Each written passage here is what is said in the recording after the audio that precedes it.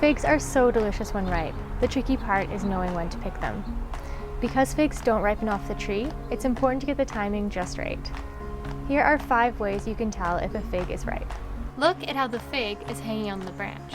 If it is perpendicular to the branch, stiff, or in any way resisting gravity, then it is unripe. A ripe fig droops at a 90-degree angle or creases even beyond that.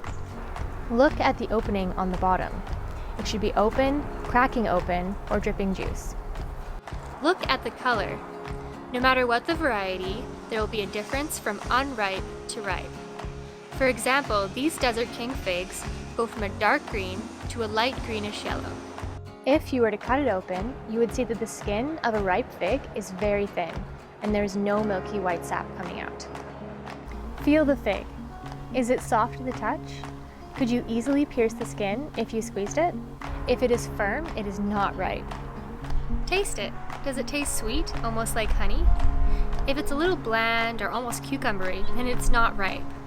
It should be soft, gooey, not firm or crunchy in any way.